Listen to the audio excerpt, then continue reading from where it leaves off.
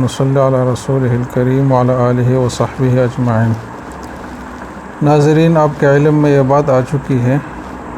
کہ رمضان کے مہینے کے حوالے سے ہمارا ارادہ ہے کہ روزانہ کے حساب سے ایک پارے کا خلاصہ آپ کی خدمت میں پیش کیا جائے۔ چنانچہ جو پارہ تلاوت کیا جائے گا، جس کی تلاوت کی جائے گی تراویح میں، تو اس سے پہلے اس کا خلاصہ ہم آپ کو فراہم کریں گے تاکہ آپ سن لیا کریں، اور جب آپ قرآن سنیں گے تو آپ کے ذہن میں ایک اجمالی خاکہ اور مضمون اور مفہوم ہوگا، تو انشاءاللہ اس سے خشوع اور خضوع اور قرآن کا جو حق ہے کہ تدبر اس میں کیا جائے، غور سے سنا جائے، تو وہ کافی حد تک انشاءاللہ پورا ہوگا۔ ناظرین، پہلے پارے کا خلاصہ آج آپ کی خدمت میں پیش ہے۔ سورۃ فاتحہ سے شروع ہوتا ہے اس کا، اور پورے قرآن حکیم کا آغاز اور افتتاح ہی اس سورت سے ہو رہا ہے، تو اس وجہ سے اس کا نام ہی سورۃ الفاتحہ پڑ گیا ہے۔ یہ سورت دراصل ایک دعا ہے جو اللہ تعالیٰ نے قرآن کا مطالعہ شروع کرنے والے لوگوں کو سکھائی ہے، اور اس کے ساتھ یہ تعلیم بھی دی ہے کہ اللہ تعالیٰ سے دعا کا طریقہ کیا ہونا چاہیے۔ تو دعا کا طریقہ بھی سکھایا گیا ہے اور دعا کی ترغیب بھی دی گئی ہے اس میں۔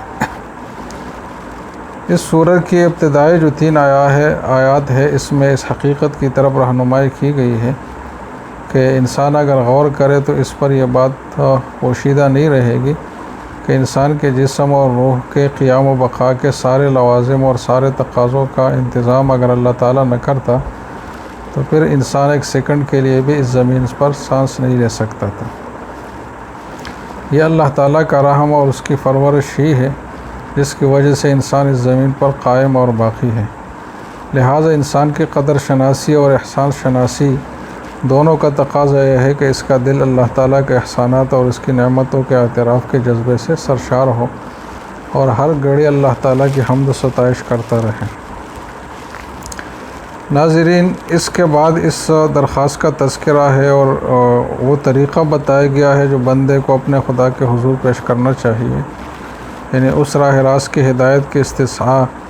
جس پر چل کر انسان فلاح و سعادت حاصل کر سکے، یہ سکھایا گیا ہے اور درخواست کا تذکرہ ہے۔ اگر اس سورہ کے مضمون پر آپ غور کریں گے تو یہ بات واضح ہو جاتی ہے کہ اس سورہ اور قرآن کا جو تعلق ہے وہ دعا اور جواب دعا کا ہے، کہ بندے نے اپنے رب سے صراط مستقیم سیدھی راہ کی ہدایت کے لیے دعا کی، اور اللہ تعالیٰ کی جانب سے پورا قرآن رکھ دیا گیا کہ یہ وہ ہدایت اور رہنمائی ہے جس کی درخواست تم نے کی ہے۔ یہ حقیقت میں اللہ تعالیٰ نے گویا کہ اپنے بندے کے زبانی یہ صورت نازل فرمائی ہے کہ تم درخواست یوں کرو اور تمہیں جواب جو دیا جائے گا وہ اس طریقے سے دیا جائے گا۔ تو دعا کے آداب کے ساتھ بندے کے زبانی ہی اس کی حاجت کا تذکرہ ہے، اور پھر اس کی قبولیت اور اس کے پورے کرنے کی ایک صورت ہے۔ ناظرین، سورۃ بقرہ یہ دوسری صورت ہے قرآن کریم کی، اور پہلے پارے کا حصہ ہے، اور یہ کافی آگے تک چلے گا، تو اس کے خلاصے کا کچھ حصہ آج کے درس میں پیش کیا جائے گا۔ سب سے پہلی بات تو یہ ہے کہ اس کا نام سورۃ بقرہ اس لیے رکھ دیا گیا کہ اس میں ایک جگہ گائے کا تذکرہ ہے، اور گائے کے تذکرہ کا یہ مطلب نہیں ہے کہ اس سورہ کا جو ٹوٹل مضمون ہے وہ یہی ہے، بلکہ اور بھی بہت سارے مضامین بیان ہوئے ہیں، اور اس کے ضمن میں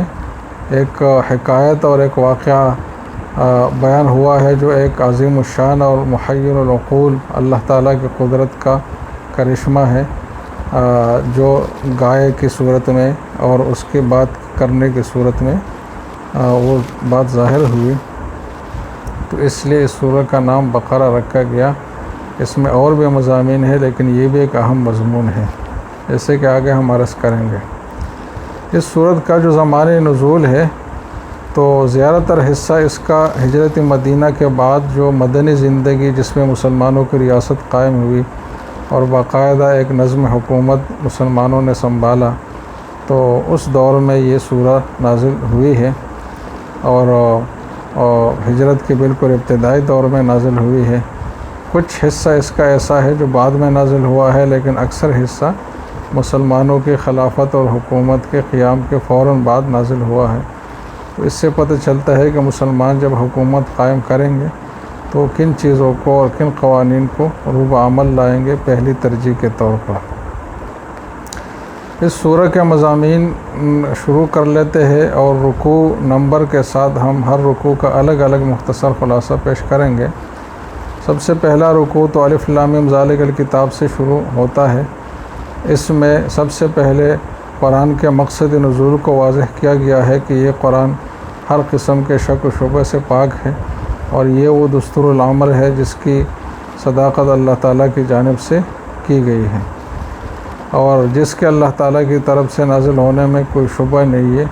اور بنی نوع انسان کے ہدایت کے لیے یہ کتاب نازل کی گئی ہے، اور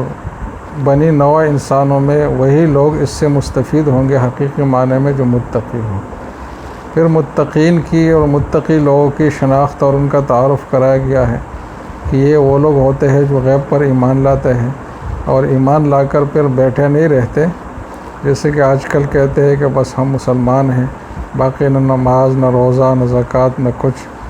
تو ایسا متقی نہیں ہوتا، بلکہ ایمان کے تقاضے جو ہے وہ بھی پورے کرنے ہوتے ہیں اطاعت الہیہ کی صورت میں، اور اس میں پھر درجہ بدرجہ ترتیب ہے۔ تو اس سورہ میں اور اس جگہ میں پھر چند اہم علامات کا تذکرہ ہے جو متقین کا ہے۔ سب سے پہلی علامت تو نماز کا قائم کرنا ہے، اور قائم کرنے کا مطلب یہ ہے کہ اس کو اپنا معمول بنائے اور بالکل خشوع اور خضوع کے ساتھ پراپر طریقے سے ادا کرتا رہے، یہ نماز کا قیام ہے۔ اور ساتھ دوسری صفت یہ بتائی گئی ہے کہ وہ زرپرست اور تنگ دل نہیں ہوتے، بلکہ اللہ کی راہ میں خرچ کرتے رہتے ہیں، اور ساتھ یہ ہے کہ قرآن اور قرآن سے پہلے کی جو نازل شدہ کتابیں ہیں ان سب پر ایمان لاتا ہے وہ، اور اس کی ساری سرگرمیاں وہ دنیا کے لیے نہیں بلکہ آخرت کی سرخروئی اور کامیابی کے لیے ہوتی ہے، اور پھر ایسے لوگوں کو آخرت میں کامیابی ملتی بھی ہے۔ تو یہ قرآن سے جو استفادہ کرنے والے لوگ ہیں ان کا مختصر تعارف ہے، اور پھر دو گروہوں کا تذکرہ ہے۔ ایک تو وہ ہے جو کفر پر اصرار کرتے ہوئے ایسے ہی سخت ہو گئے ہیں کفر میں، اور ان کے دل ایسے مسخ ہو گئے ہیں کہ اس میں کوئی تبدیلی، کسی بات کی سرایت اور تاثیر اور کسی واعظ و نصیحت سے متاثر ہونے کا کوئی امکان باقی نہیں رہا۔ ناظرین، یہ ہے کہ اشکال ہوگا کہ ان لوگوں کے دل جب مسخ ہو چکے ہیں تو پھر ان کا کیا قصور ہے کہ ان کو عذاب ملے؟ یہ تو اللہ تعالیٰ کا کام ہے، ان کے دل اللہ مسخ نہ کرتا تو یہ پھر اچھے لوگ ہوتے۔ تو ناظرین، قرآن میں جتنے بھی اس طرح کے آیات ہیں اس میں ایک آخری نتیجے کا بیان ہوا ہوتا ہے، اور اس سے پہلے پورا جو قانونی فطرت ہے اور قانون الہی ہے وہ پورا پروسیس جو ہے وہ اس میں مضمر ہوتا ہے۔ اور حقیقت یہ ہوتی ہے کہ ہر انسان کو اللہ نے اس دنیا میں جو بھیجا ہے تو اختیار کے ساتھ ہی بھیجا ہے، اور ہر انسان اپنے اختیار سے نیک یا برا عمل کرتا ہے، اور اس میں کوئی جبر اس کے اوپر نہیں ہوتا۔ تو ان لوگوں کے اپنے اختیار سے جو اعمال تھے وہ برے اعمال وہ اتنے تسلسل اور کثرت کے ساتھ ہوئے کہ بالآخر ان کے جو دل تھے وہ حق کی صلاحیت اور نیکی کے جذبے کی جو کرن تھی اور جو کسک تھی اس سے بالکل ہی یہ خالی ہو گئے۔ تو یہ اس قانون فطرت کا آخری نتیجہ ہے جو خود ان کے اپنے اختیار کردہ اعمال ہی کا نتیجہ ہے، یہ کوئی باہر سے ان پر تھوپا گیا نہیں ہے کہ کوئی جبری نتیجہ ان کے اوپر مسلط کیا گیا ہے۔ تو اس میں پہلی باتوں کا تو تذکرہ نہیں، یہ صرف آخری نتیجے کا تذکرہ ہے ان آیات میں، اس لیے انسان کو بظاہر اشکال ہوتا ہے، لیکن پورا جو قانون فطرت ہے اس کے پروسیس کو آدمی دیکھ لے تو کوئی اشکال پر باقی نہیں رہتا۔ پھر دوسرا رکوع وَمِنَ النَّاسِ مَن يَقُولُ آمَنَّا بِاللَّهِ سے شروع ہوتا ہے۔ اس میں ان لوگوں کا بیان ہے جو بظاہر مسلمانوں سے ملے جلے رہتے ہیں مگر دراصل کفار کے ساتھ ان کی ساز باز اور ان کی ہمدردیاں ہوتی ہے، اور یہ منافقین لوگ ہیں، اور یہ لوگ منافق ہو کر یہ سمجھتے ہیں کہ ہمارا یہ جو رویہ ہے اور یہ جو پالیسی اور یہ جو طرز عمل ہے یہ ہمارے لیے مفید ہے، حالانکہ حقیقت یہ ہے کہ یہ طرز عمل دنیا میں بھی ان کے لیے نقصان دہ ہے اور آخرت میں بھی دردناک عذاب کا باعث ہے۔ اب نفاق جو ہے اسلام کی نظر میں بدترین مرض ہے، تو اس سورہ میں ان ابتدائی آیات میں بڑی تفصیل سے اس خرابی سے اور اس نفاق کے نقصانات سے آگاہ کیا گیا ہے، اور منافقین کے کردار اور صفات کے تفصیل کے ساتھ بیان ہے،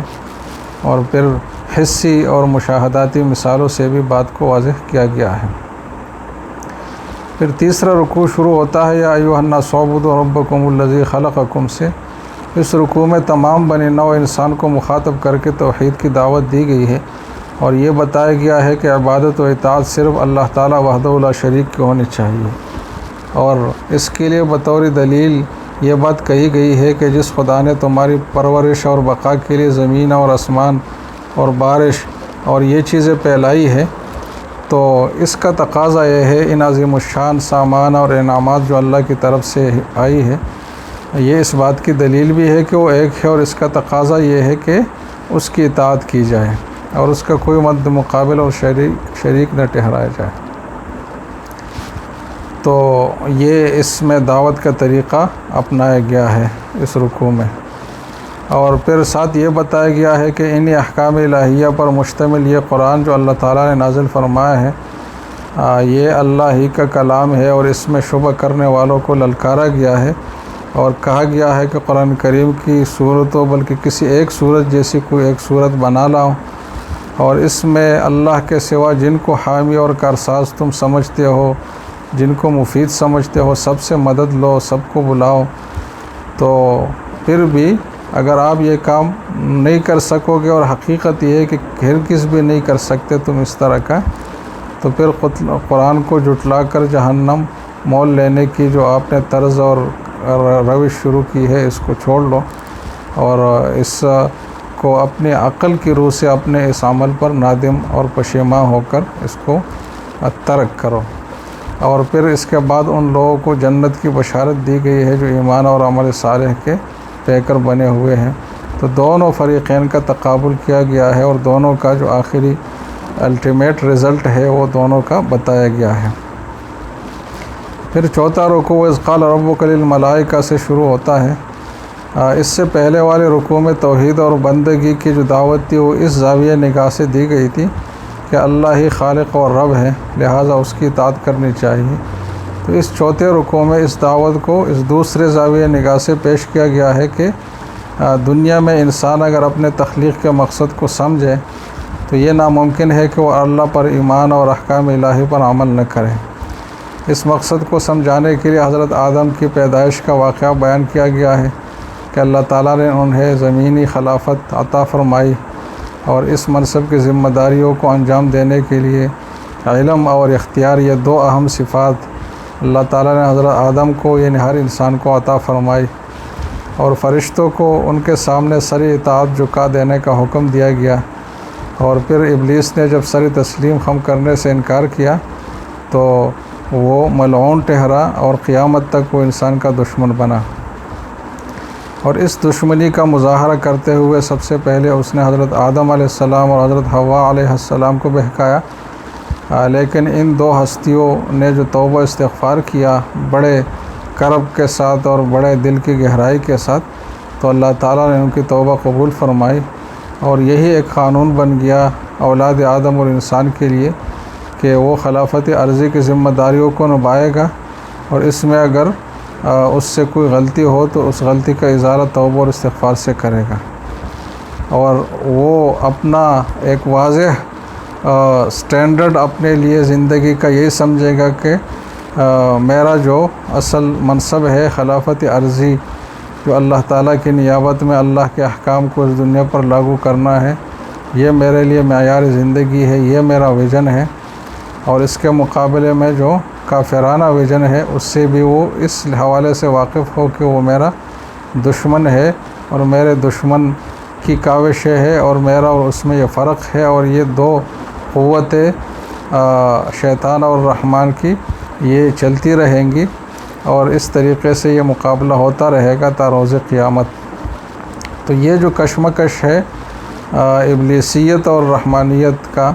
یہ بھی اس کے ذہن میں رہے، اور اس حوالے سے وہ حساس بھی ہو اور اپنی ذمہ داری کو نبھائے بھی، اور شیطان کو دشمن سمجھ کر اس کے ساتھ اپنا جو ہے نا وہ دشمنی کا تعلق رکھیں اور اس کو ہر وقت اور ہر لمحہ مستحضر رکھیں۔ تو یہ اس رکوع میں اہم پیغام انسان کو دیا گیا ہے کہ تمہاری کامیاب زندگی گزارنے کے لیے جو طریقہ ہے وہ یہی ہے۔ پھر 5واں رکوع یا بنی اسرائیل سے شروع ہوتا ہے۔ اس میں بنی اسرائیل جو یہود ہے ان سے خاص طور پر خطاب کیا گیا ہے، کیونکہ اللہ تعالیٰ کی کتاب تورات ان کو دی گئی تھی، تو ان کو جب اتنی بڑی نعمت دی گئی تھی تو ان سے پوچھ گچھ بھی ہو رہی ہے کہ جب تورات تمہیں ملی ہے تو تورات میں جو پیغام ہے وہ اس کتاب میں بھی ہے، اور یہ جو قرآن ہے یہ کسی نئے دین کی طرف دعوت نہیں دے رہا، بلکہ اس کی دعوت وہی دین ہے اور وہی جتنے بھی پیغامات ہیں یہ وہی ہے جو تورات کے پیغامات اور تورات کے احکام اور دعوت تھی۔ تو اس ہدایت پر اگر تم قائم نہ رہے اور تورات میں منمانی کرتے رہے تو اس کا مطلب یہ ہوا کہ تم نے تورات کے تقاضے پورے نہیں کیے، تو اس کتاب کا انکار در حقیقت تورات کا انکار ہوگا، اور تورات پر ایمان کا پہلا تقاضا یہی ہوگا کہ تم اس کتاب پر بھی ایمان لاؤ۔ اس لیے قرآن نے کہا کہ فلا تکونوا اول کافر بہ، کہ تم پہلے کافر نہ بنو، مطلب یہ ہے کہ تمہارے جو پس منظر ہے اس کا تقاضا یہ ہے کہ سب سے پہلے مسلمان بنو، تو جب تم مسلمان کے بجائے کافر بنو گے تو وہ اول کافر ہی تم ہوں گے۔ تو یہ بنی اسرائیل کو ایک دعوت فکر دی گئی ہے، اور ساتھ کچھ احکام بھی بطور تذکیر، جس میں نماز کا حکم ہے، زکوٰۃ ہے اور صبر کا حکم ہے، اور یہ بھی بتایا گیا ہے کہ یہ ایسی روحانی قوت ہے جس سے اصلاح نفس اور انقلاب حال میں مدد لی جا سکتی ہے۔ اور پھر آگے اس کے برعکس جو یہودیوں کے حقیقی اخلاق اور دینی بگاڑ تھا تو اس کا تذکرہ بھی اس رکوع میں کیا گیا ہے۔ پھر 6واں رکوع شروع ہوتا ہے یا بنی اسرائیل اذکروا نعمتی التی انعمت علیکم سے۔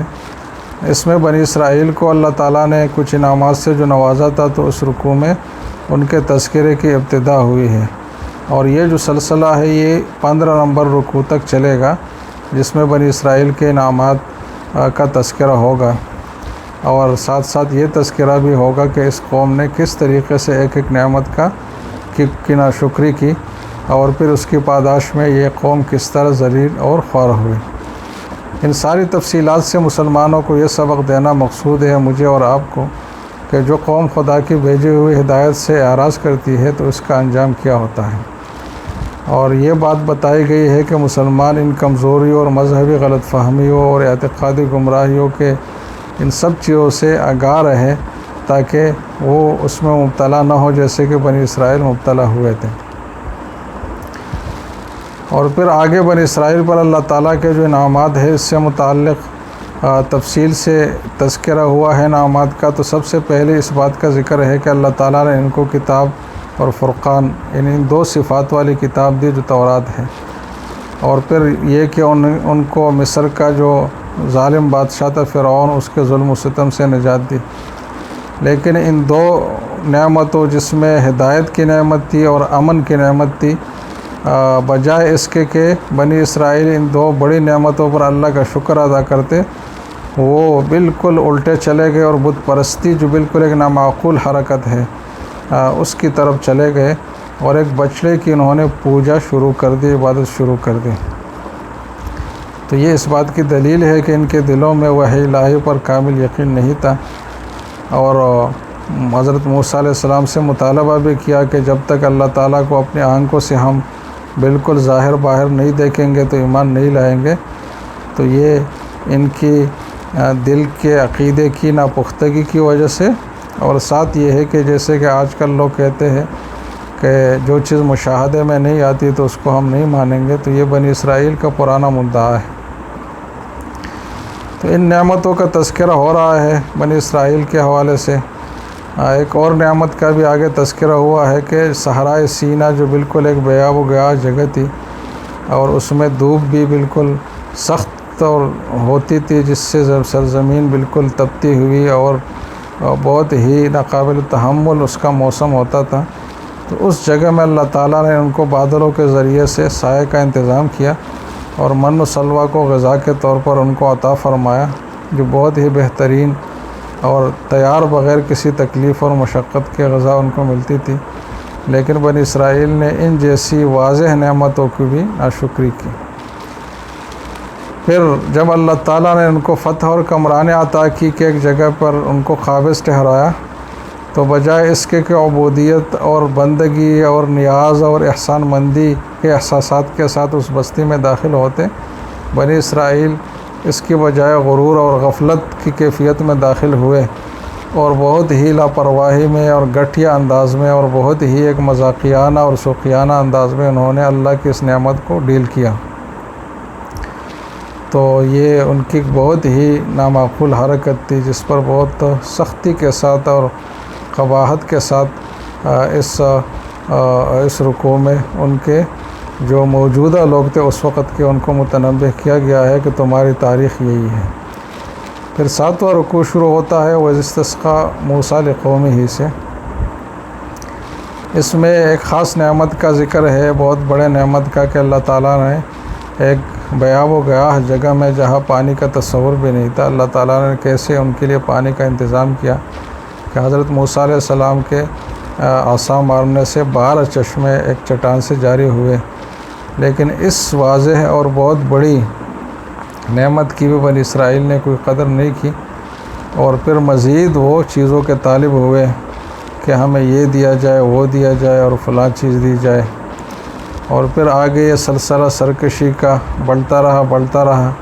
حتیٰ کہ انبیاء کے قتل جیسے بہت ہی بڑے گناہ میں بھی مبتلا ہوئے، اور ان سب چیزوں کے نتیجے میں ان کے اوپر ذلت اور مسکنت اور ہمیشہ کے لیے دائمی طور پر لعنت کی کیفیت ان کے اوپر مسلط کی گئی۔ پھر 8واں رکوع ہے ان الذین آمنوا والذین ہادوا والنصارى والصابئین۔ اس رکوع میں پہلے تو یہ بات بتائی گئی ہے کہ یہودیت اور نصرانیت کی جو دڑا بندیاں ہے، جو گروہ بندیاں ہیں، یہ دنیا اور آخرت کی کامیابیوں کے حصول کا ذریعہ نہیں ہے، بلکہ حقیقی کامیابی کا جو ذریعہ ہے وہ اللہ اور آخرت پر ایمان اور نیک عمل ہی ہے۔ لہٰذا کسی کاسٹ، کسی قبیلے کے ساتھ منسلک ہونے پر کوئی مدار نہیں ہے نجات کا۔ نجات جو ہے وہ حقیقی اعمال اور قوی ایمان پر ہی مل سکتی ہے۔ اس کے بعد اس رکوع میں اس وعدے کا تذکرہ ہے جس کی آگے ایک اور رکوع میں کافی تفصیل آ رہی ہے، لیکن یہاں اجمالاً تذکرہ ہے کہ کوہ طور کے دامن میں بنی اسرائیل سے جو ایک وعدہ لیا گیا تھا کہ وہ تورات پر قائم رہیں گے اور احکام الہی کی اطاعت میں سرگرمی رکھیں گے، لیکن بنی اسرائیل اس عہد سے پھر گئے، اور انہوں نے اپنے معاشرتی جرائم میں ایک ایسے جرم کا ارتکاب کیا جو بہت ہی سنگین جرم ہے، یعنی قتل نفس، اور پھر قاتل کو بھی چھپایا بجائے اس کے کہ اس کی شناخت کر کے اس پر اللہ کا حکم جاری کرے، اس کو چھپانے کی کوشش کرتے رہے۔ تو پھر اللہ تعالیٰ نے حکم دیا کہ ایک گائے ذبح کرو اور مقتول کی لاش کو اس کے ایک حصے سے ضرب لگاؤ، تو اس پر وہ مقتول کہے گا کہ میرا قاتل کون ہے۔ تو اس حکم میں بنی اسرائیل نے جس ٹال مٹول سے کام لیا کہ وہ گائے کیسے ہو اور کیسی ہو اور کیسی ہو، تو بہت ہی حیل و حجت سے انہوں نے کام لیا، لیکن بالآخر وہ مجبور ہوئے۔ تو یہ بنی اسرائیل کی عادت ہے کہ ہر چیز میں نقطے نکالے جائے کہ یہ کیوں ہے، یہ کیوں نہیں ہے۔ تو جب اللہ کے حکم کا پتہ چل گیا تو اس کے بعد پھر نقطے نکالنے اور اس طریقے سے باریکیاں نکالنے کا کوئی انسان کے پاس حق نہیں بچتا اور نہیں پہنچتا، لیکن جو کوئی کرے گا تو یہ بنی اسرائیل کی ایک پرانی عادت ہے، اس کو وہ اپنائے گا۔ پھر آگے رکوع نمبر 9 ہے وَإِذْ قَتَلْتُمْ نَفْسًا فَادَّارَأْتُمْ فِيهَا۔ اس میں مسلمانوں سے خطاب کرتے ہوئے کہا گیا ہے کہ بنی اسرائیل کی ان گمراہیوں اور جرموں کو دیکھتے ہوئے کیا تم ان سے یہ توقع رکھ سکتے ہو کہ وہ تمہاری دعوت پر ایمان لائیں گے؟ حالانکہ یہ وہ لوگ ہیں جنہوں نے تورات میں تحریف کی اور منافقانہ طرز عمل رکھا اور ایسے بے بنیاد آرزو کو لیے بیٹھے ہیں کہ جس کے کوئی ٹھوس حقیقت نہیں ہے۔ اور ان کے جو پیشوا تھے، جو پہلے گزرے ہوئے لوگ ہیں، ان کی بھی یہی خاصیت تھی کہ اپنے خود ساختہ باتوں کو لکھتے اور اللہ کی طرف منسوب کرتے اور اس کو وحی کا نام دیتے۔ تو یہ بنی اسرائیل ایک ظام میں مبتلا ہے کہ ہم کچھ بھی کریں، خواہ ہم جو بھی جرم کریں، ہم چونکہ یہودی ہے اس لیے جہنم کی آگ ہمارے اوپر حرام ہے، اور اگر ہمیں سزا ملتی بھی ہے تو معدود چند دنوں کے لیے ملے گی۔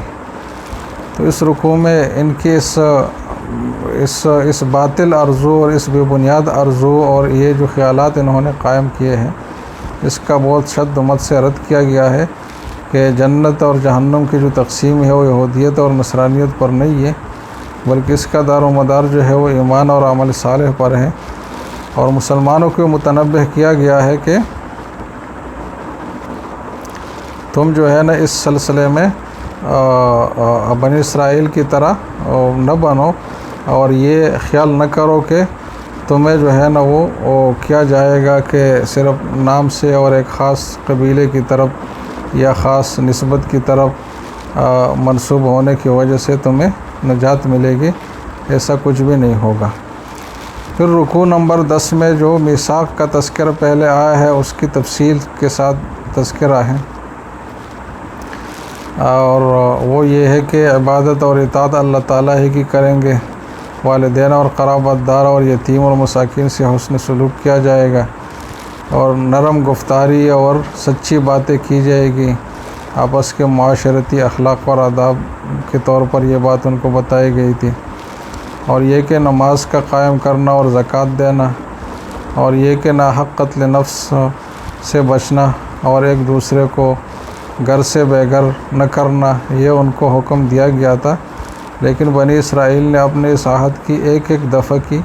اور ایک ایک شق کی بہت ہی بے باکی اور ڈٹائی سے خلاف ورزی کی۔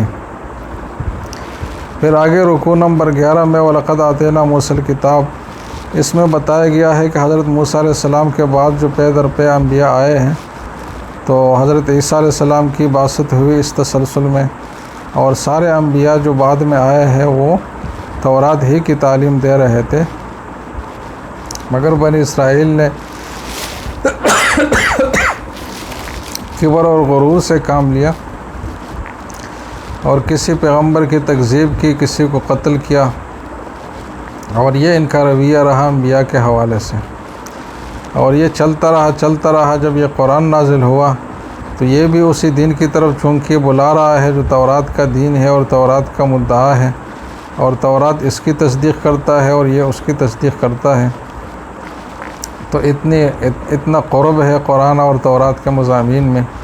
اور مزید یہ ہے کہ نزول قرآن سے پہلے یہ بنی اسرائیل تورات کی پیشگوئیوں کی بنیاد پر یہ دعا کرتے تھے کہ اللہ تعالیٰ اس نبی کو مبعوث فرمائے گا جس کے پاس اس طرح کی کتاب ہوگی، اور یہ بنی اسرائیل اس کے ساتھ ہو کر کفار کے مقابلے میں ان کے اوپر فتح یاب ہوں گے۔ یہ دعائیں بھی یہ کرتے رہے اور آپس میں ایک دوسرے کو خوشخبریاں بھی پہلے سے دیتے رہے، لیکن جب عین موقع آیا، نبی اور کتاب قرآن کریم کی شکل میں ان کے سامنے آ گئی، تو پھر انکار اور سرکشی انہوں نے شروع کر لی، کیونکہ ان کی بد فطرت میں اور جو خوب سی باطن ہے اس میں یہ بات رچی بسی تھی کہ جب بھی حق بات آئے گی تو یہ اس کا انکار ہی کریں گے۔ تو یہ روش ان کے جو پہلے سے تھی وہ اب بھی نمودار ہوئی، اور بجائے اس کے کہ سمع و طاعت کا جو حکم ان کو دیا گیا تھا اس کو بجا لاتے اس قرآن کی انہوں نے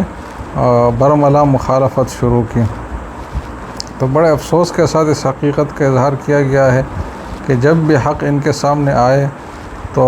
آتے ہی ان کا جو رویہ اور رد عمل ہوتا ہے وہ یہی ہوتا ہے، جبکہ اس سے پہلے بڑے بڑے دعوے کرتے ہیں اور دعائیں کرتے ہیں کہ ایسا ہوگا تو ہم ایسے نیک بنیں گے، ایسے ہوں گے، وہ ہوں گے، لیکن جب عین موقع آ جائے تو پھر جو ہے نا وہ اپنی حقیقت سے اور اپنے وعدوں سے پھر جاتے ہیں۔ پھر آگے رکوع نمبر 12 ہے قُلْ مَنْ كَانَ عَدُوًّا لِجِبْرِيلَ۔ تو اس میں یہ بات واضح کی گئی ہے کہ یہود صرف حضور ہی کے دشمن نہیں تھے، بلکہ حضرت جبرائیل علیہ السلام کو بھی برا بھلا کہتے تھے، اور ان کو بتایا گیا کہ بھائی جو جبریل کا دشمن ہے وہ اللہ کا دشمن ہوگا، اور واضح الفاظ میں یہ اعلان کیا گیا کہ یہ قرآن اللہ کی کتاب ہے، اس سے سرکشی اور اس کا جو انکار ہے وہ کافر لوگ ہی کر سکتے ہیں، اس کے ساتھ حقانیت جمع نہیں ہو سکتی۔ تو ان کے واضح کر دیا گیا کہ تمہاری جو کیفیت ہے اور جو رویہ ہے اس کتاب کے حوالے سے یہ نہیں ہو سکتا، ممکن نہیں ہے عقلی طور پر کہ اس میں آپ حق پر ہو۔ اور پھر یہود کے خاص صفت کا تذکرہ ہے کہ یہ سحر و ساحری کے بڑے عاشق اور دلدادے ہیں، اور اپنے اس گناؤن فعل اور عمل کو حضرت سلیمان علیہ السلام کی طرف منسوب کرتے ہیں، جبکہ وہ اس سے بالکل مبرأ تھے۔ اور آگے دو فرشتوں کا تذکرہ ہے، ہاروت اور ماروت کا، جس کے بارے میں یہ بات بتائی گئی ہے کہ ان کو جو تعلیمات اور جو کلمات سکھائے گئے تھے تو اس سے دونوں مقصد حاصل ہو سکتے تھے، لیکن بنی اسرائیل نے بجائے اچھے مقاصد کے استعمال کے ان کلمات کا غلط استعمال شروع کیا، اور اس حد تک غلط استعمال شروع کیا کہ اپنی نفسانیت اور اپنی جو نفسانی پیاس اور خواہشات ہے اس کو پورا کرنے کے لیے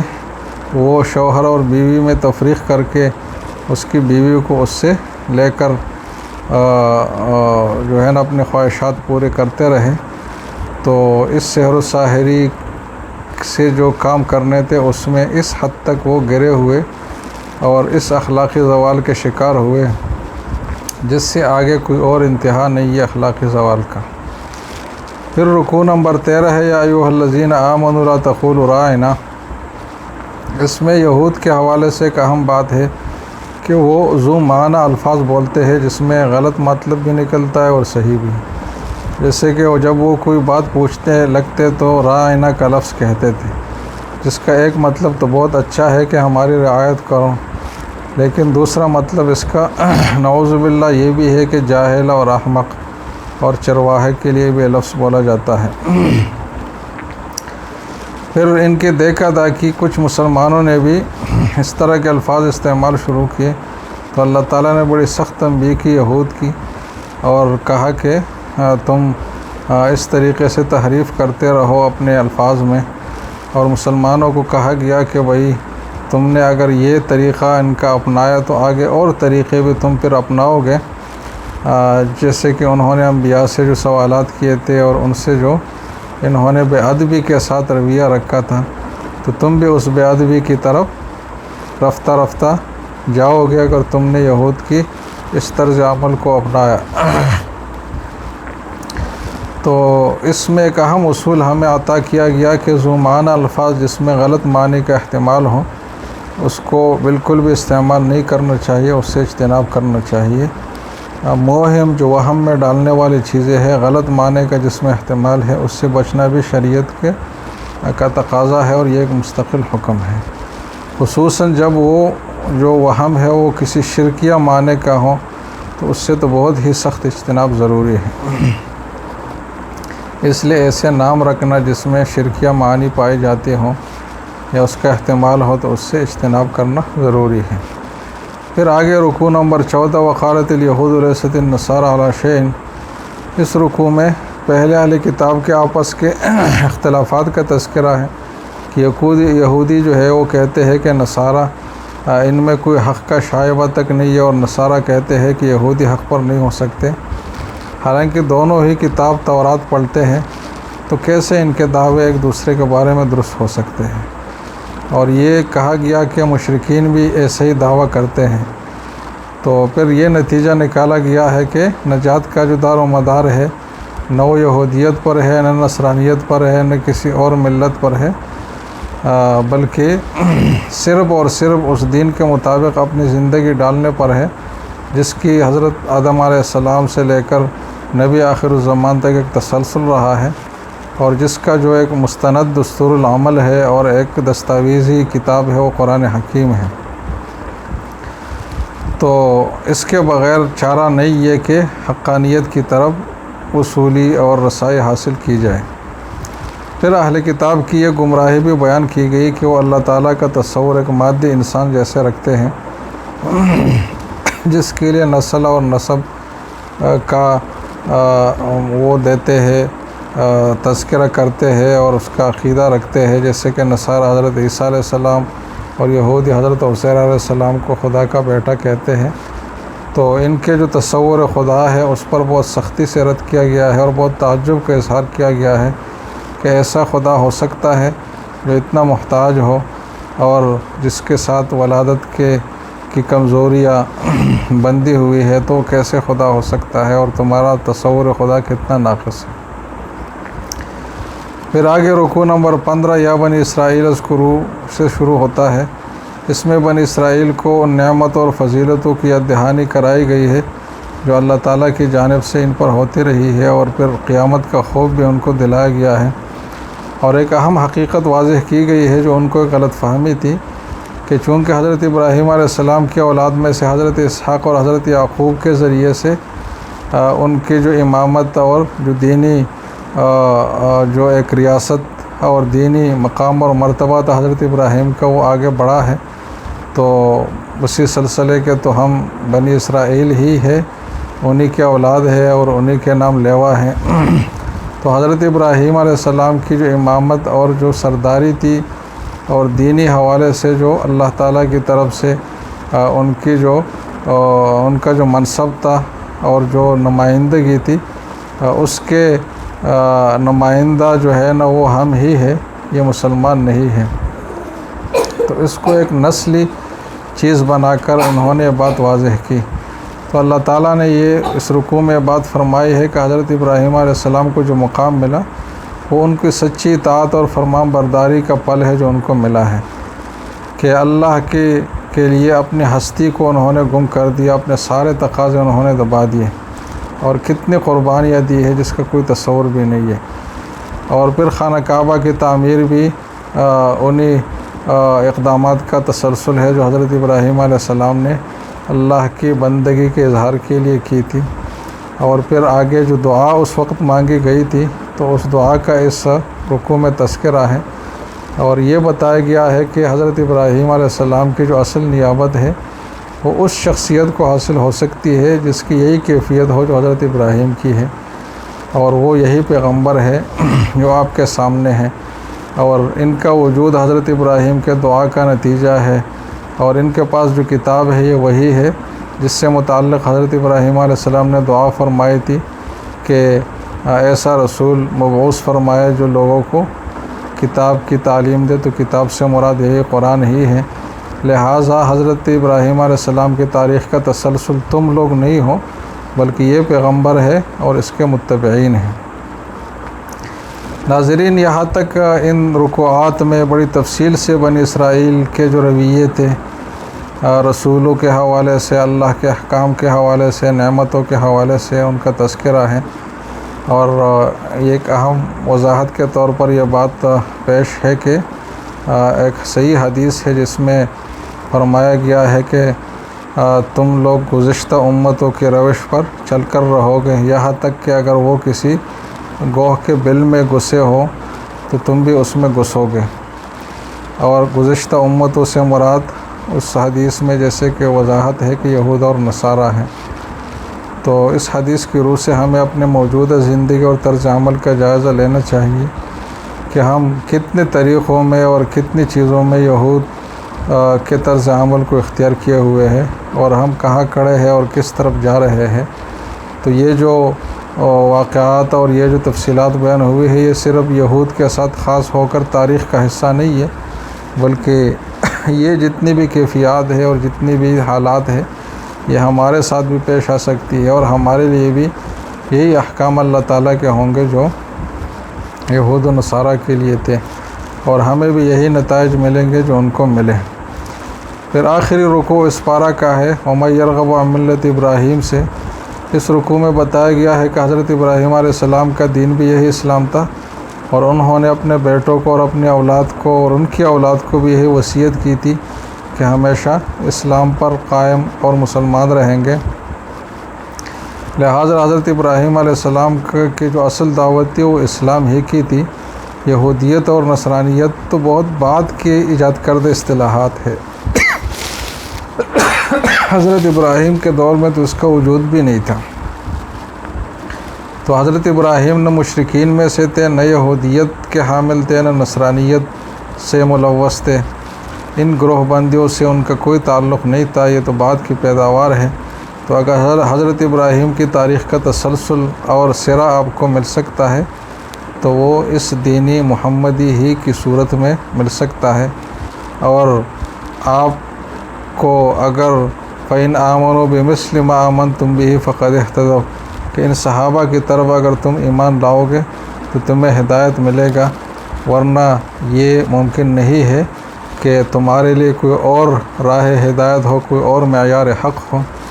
اور تم صحیح راستے تک پہنچ سکو۔ تو مطلب کوئی نسبت اب کارآمد نہیں ہے ماں سوائے محمدی نسبت کے، اور کوئی طریقہ اور کوئی اسوہ کامیاب نہیں ہے ماں سوائے اسوہ رسول اور صحابہ کرام رضی اللہ تعالیٰ عنہم اجمعین کے۔ تو اس سے یہ بھی پتہ چلا کہ صحابہ کرام معیار حق ہیں، اور ان کی جو زندگی تھی ہمارے لیے